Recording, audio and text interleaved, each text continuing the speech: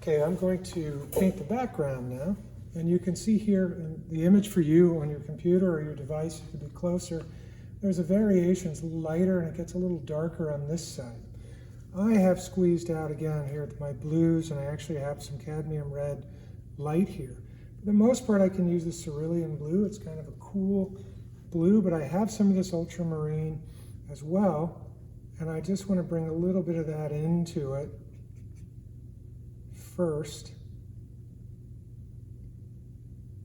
And I'll leave some of that on the side where there's a little more ultramarine, which tends to be a little bit darker, as you can see, than that cerulean blue.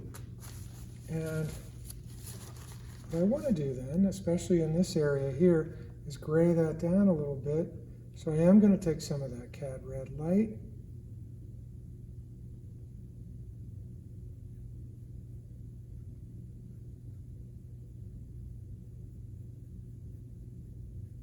And mix that in like that. All right. Then I want to go ahead and obviously here, well, you can't quite, maybe you can see it, this blue is a little lighter. So again, I want to bring some white over here. Bring some of that mix. And I can just go ahead and mix all of that together because I'm just going to kind of reach in there and dip into that. And again, remember how I was mixing those blues to get that kind of variation of that blue that's happening. So one of the things here now, I've gone back for my larger brush, right? And we don't need to have the paint so thick when we put it down. You can see that's a little darker, so go ahead and lighten it up while you're doing that, right? You can keep these brush strokes directional.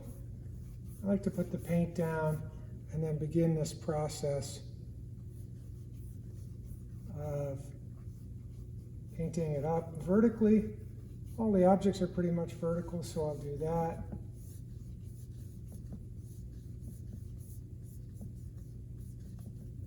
Move that paint around, take it to the edge where the tablecloth is going to be.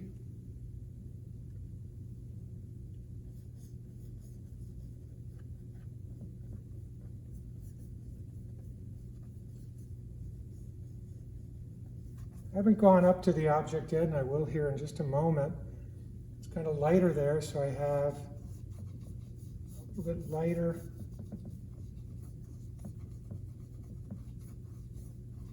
blue.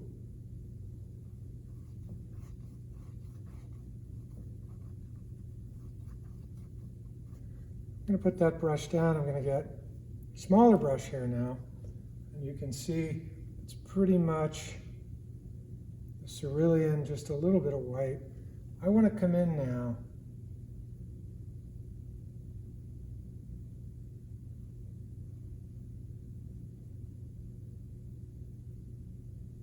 you can use an even smaller brush if you want to.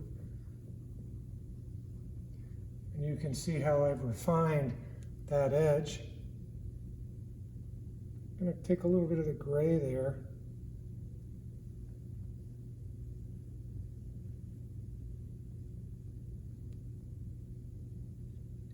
Take an even smaller brush, finesse that a little bit more.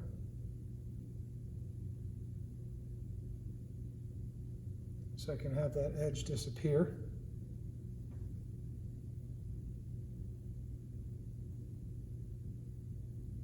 So we have, in essence there, lost that outline when we did that sketch initially.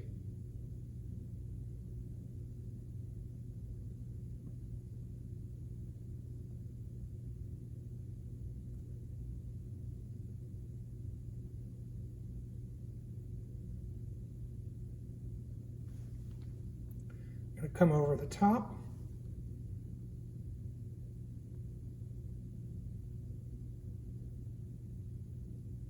Again, you can see that object begins to stand out now from the background. Because I don't have the background so dark, I also don't have really a lot of thick paint in the background.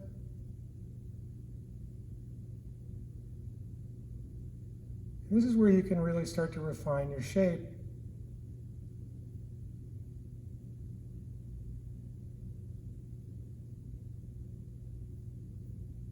Of your objects. It's still kind of light here.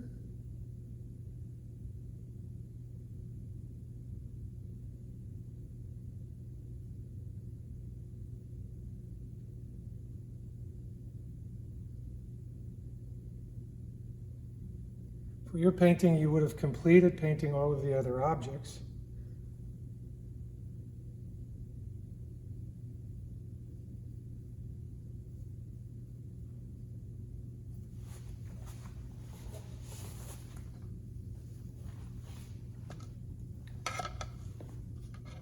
So I'm going to come back here now.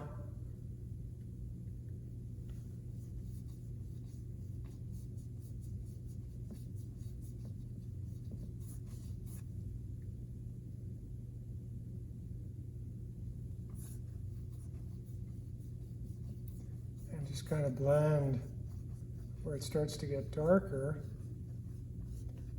while I still have that paint wet there.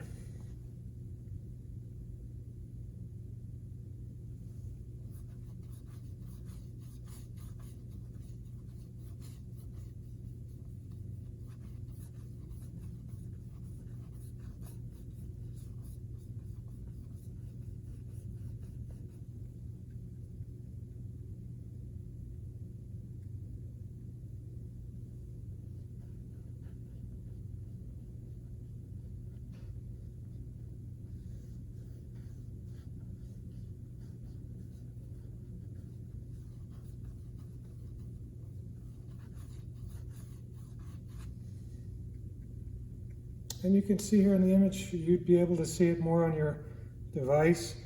You know, it's a varied kind of blue there. It's not completely flat. Again, I like to keep these strokes pretty much going in one direction.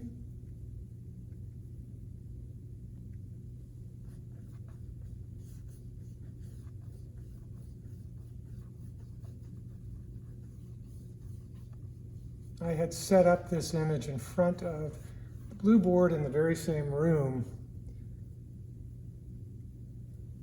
that we would be meeting for classes to do this. And so one of the advantages here of kind of sharing this one image is that I could set it up where we could all have, I can see there's some variation where it's a little light there. So we can all have kind of the same, not only still life, but background as well. When we're painting in the room with the easels, very often you have to choose. I tell people to kind of be selective with their backgrounds. These very first paintings to get where you need to go. So here you can see again where I have come in. I've lost the edges of the objects. We don't see those outlines anymore. And we have a background and the objects are coming out from the background.